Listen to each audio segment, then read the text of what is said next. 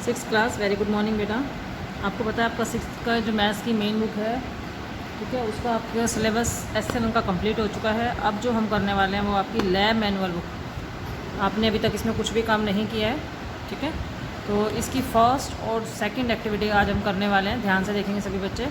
ये आपकी lab manual activity book है, एक्टिविटी प्लस इन मैथमेटिक्स, ठीक है। इसके अंदर जो कंटेंट्स में है आपके पास टोटल 12 कंटेंट्स हैं एक्टिविटीज़ में जो हम करेंगे, ठीक है। उसमें से मैं फ़र्स्ट और सेकंड जो है आपका आज कराऊंगी, ठीक है। तो फर्स्ट जो टॉपिक है वो है cumulative property of addition and subtraction, ठीक है। एडिशन और मल्टीप्लिकेशन में क्यूमुलेटिव प्रॉपर्टी कैसे यूज़ होगी, एडिशन और मल्टीप्लिकेशन में क्यूमुलेटिव प्रॉपर्टी किस तरीके से यूज़ होगी, हम इसके अंदर एक्टिविटी करके देखेंगे, ठीक है। तो फर्स्टली मैं आपको बताऊंगी सारा, बाद में बताऊंगी कि आपको लिखना क्या क्या कॉपी में, ठीक है। ऑब्जेक्टिव क्या है, पहले तो आपको मटेरियल देखना है। जब आप ये एक्टिविटी बनाएंगे तो आपको मटेरियल चाहिएगा square paper, geometry box, white paper sheet, colour pencil, glue stick और एक पेयर ऑफ सीजर्स, ठीक है। ऑब्जेक्टिव क्यों है, हम क्यों करना चाहते हैं ये एक्टिविटी, तो verify that addition is cumulative for whole number by paper cutting and pasting. क्या हम पेपर कटिंग करके और पेस्टिंग करके एडिशन में क्यूमुलेटिव प्रॉपर्टी यूज़ कर सकते हैं। दूसरा, हम मल्टीप्लिकेशन में भी क्या पेपर कटिंग के द्वारा, पेस्टिंग के द्वारा क्यूमुलेटिव प्रॉपर्टी यूज़ कर सकते हैं, ये हम चेक करेंगे, ठीक है।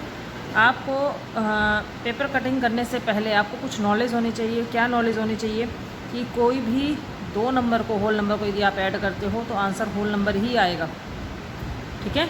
और यदि हम उन दोनों नंबर को रिवर्स कर देते हैं, प्लेस चेंज कर देते हैं, 5 की जगह पे 4, 4 की जगह पे 5 ऑर्डर चेंज कर दिया हमने, तब भी हमारा आंसर क्या आएगा, 9 आएगा। इसी तरीके से मल्टीप्लाई में भी 3 को 7 से करें या 7 को 3 से करें, हमारा आंसर क्या आता है, 21। तो इस चीज़ की आपको नॉलेज होनी चाहिए। सेकेंडली, आपको नॉलेज होनी चाहिए किसी भी रेक्टेंगल का लेंथ और ब्रेथ को यदि मल्टीप्लाई कर दिया जाए तो हमारे पास एरिया आता है, ठीक है। अब इस एक्टिविटी को करना कैसे है, सबसे पहले आपको आपकी बुक के लास्ट में ही ये ग्रीन और रेड पेपर मिल जाएंगे। यहाँ पर ये रेड पेपर है, यहाँ पर ग्रीन रेड पेपर भी है अलग से, ये देखिए, ठीक है। आपने इन पेपर्स को लेना है और इनकी स्ट्रिप्स काटनी है। आपने इस तरीके से जो बॉक्सेस बनाओगे आप, वो इक्वल लेंथ के बनाने हैं, ठीक है। तो 4 स्ट्रिप्स यहाँ पर लेनी है, एक पेपर स्ट्रिप के ऊपर 4 बॉक्सेस बनाने हैं और इसी तरीके से एक पेपर पर 5 बॉक्सेस बनाने हैं ग्रीन कलर के। और अगली बारी में आपने उनको इस तरीके से एक दूसरे के साथ अटैच करके कर देना है। पहले रेड चिपकाओगे, फिर उसी के साथ बिल्कुल टच करते हुए ग्रीन पेपर चिपकाओगे। तो टोटल बॉक्सेस जब हम काउंट करेंगे, देखो हमने 4 रेड लिए थे, 1 2 3 4 हो गए, 5 ग्रीन लिए थे, 5 ग्रीन भी पेस्ट कर दिए, तो टोटल बॉक्सेस कितने आ गए हमारे पास, 9। अगली बारी में अभी हमने रेड कितने लिए थे, 4, अब हम ग्रीन लेंगे, सॉरी रेड हमने 5 लिए थे, ग्रीन 5 लिए थे, रेड हमने 4 लिए थे, ठीक है। अब इसको अरेंज करोगे पलट के, कि पहले हम ग्रीन पेस्ट करते हैं, बाद में हम रेड पेस्ट करते हैं, तो देन क्या रिजल्ट आएगा, हमने जगह चेंज कर दी, पहले रेड की जगह पे ग्रीन लगा दिया, ग्रीन की जगह पर रेड लगा, तो क्या हमारे नंबर ऑफ़ काउंट जो बॉक्स थे वो कम हो जाएंगे, ज़्यादा हो जाएंगे, नहीं, वो उतने ही रहेंगे जितने पहले थे, 1 2 3 4 5 6 7 8 9। तो आप स्ट्रिप्स पहले ग्रीन की लगाओ, येलो की लगाओ, रेड की लगाओ और वाइट की लगाओ, बाद में किसी और की लगाओगे तो आपके टोटल बॉक्सेस उतने ही रहेंगे, बॉक्सेस की टोटलिंग में कोई भी फ़र्क नहीं आएगा। इसीलिए हम कहते हैं कि क्यूमुलेटिव प्रॉपर्टी में यदि हम एडिशन करते हैं तो हमारा आंसर सेम आता है। 4 में आप 5 जोड़ दोगे, यदि 5 में 4 जोड़ दोगे तो हमारा आंसर क्या आएगा, इक्वल आएगा। कंक्लूजन क्या कहता है कि यदि ए में बी, ए और बी कोई दो भी होल नंबर्स हैं, उनको यदि आप एडिशन करते हो, या बी में ए ऐड करके कोई दो होल नंबर को एडिशन करते हो, तो आंसर हमेशा क्या आएगा, क्यूमुलेटिव प्रॉपर्टी जो है वो एडिशन में यूज़ होती है। That is clear. अब सेकंड है क्यूमुलेटिव प्रॉपर्टी क्या मल्टीप्लिकेशन में यूज़ होती है।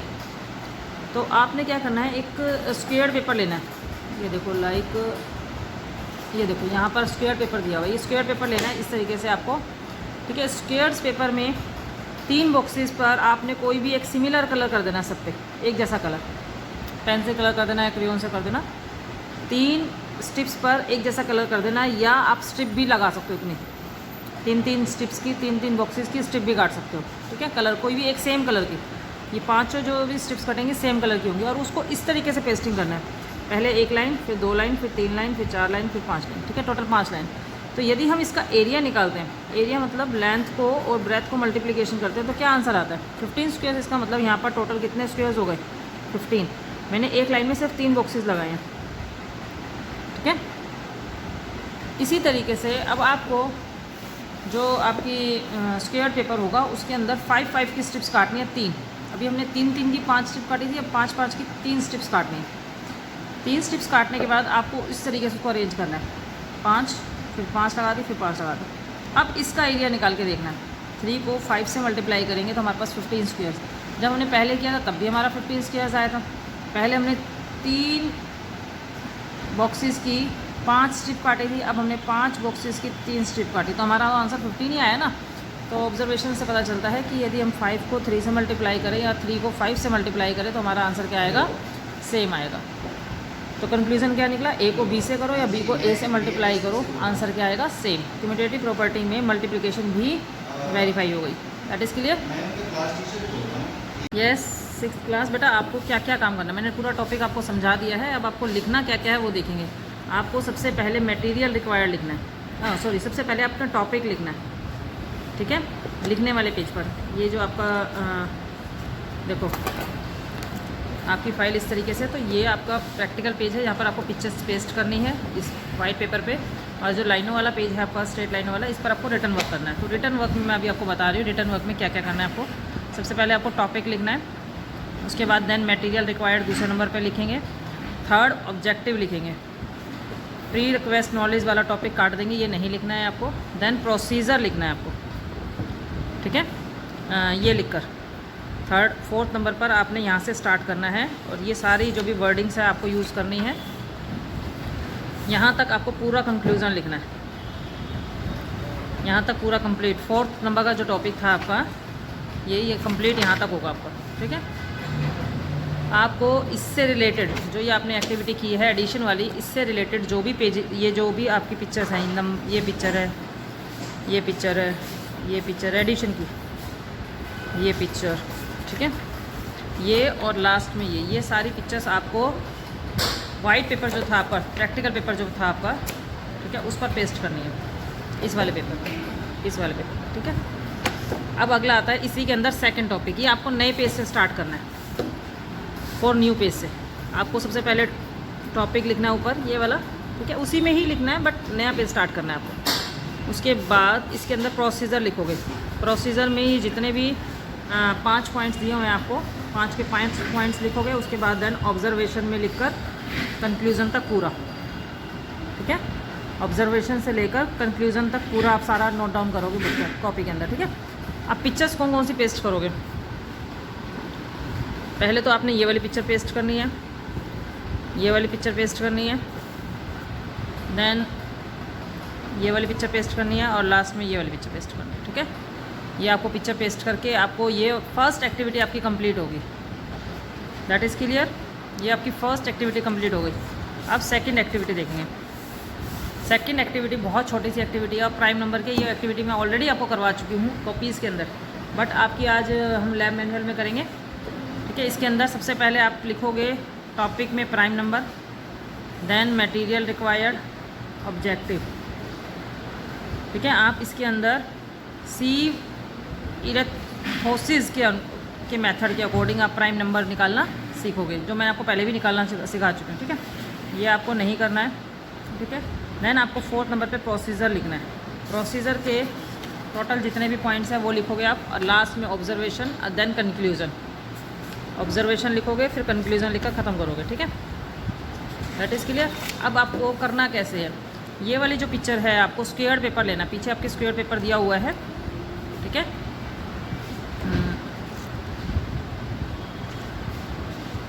ये देखो स्क्वायर पेपर दिया हुआ है, इसका यूज़ करना, और ये इतने ही बॉक्सेस काटना जितने आपको 1 से लेकर 100 तक आपकी पिक्चर्स नंबर आ जाए। 2 टेबल्स बनानी है आपको, ठीक है। एक टेबल मान लो साथ साथ नहीं आ रही है दोनों टेबल्स, तो आप एक टेबल एक पेज पर, एक टेबल दूसरे पेज पर लगा सकते हो, क्लियर, ठीक है। और आपको ये कैसे करना है, सबसे पहले जो आपके 1 होगा उसको आपने डार्क किसी कलर से डार्क कर दोगे, 1 लिखकर उसको डार्क कर दो, क्योंकि ये ना तो प्राइम में काउंट होता है ना ही ये तुमको अपोजिट नंबर में काउंट होता है। उसके बाद 2 को आपने सर्कल करना है, 2 को आपने सर्कल करना है, और 2 की टेबल जितनी भी होगी उसको कट करना है।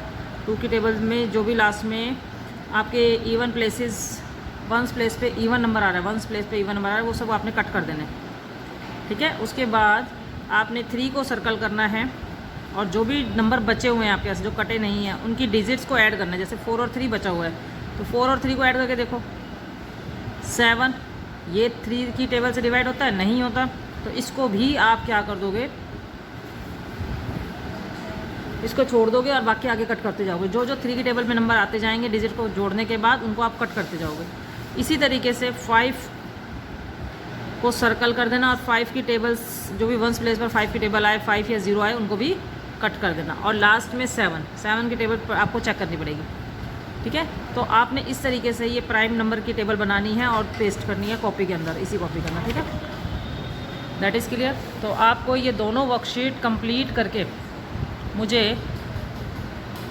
12 बजे से पहले भेजनी है, ठीक है। और सुंदर सुंदर एकदम नीट एंड क्लीन बनाओगे तो ही मैं चेक करूँगी। यदि आपने रफली पिक्चर्स बना के भेजी या रफली पिक्चर्स कट करके भेजी हैं तो मैं चेक नहीं करूँगी, ध्यान रखना। That is clear. Thank you, have a nice day.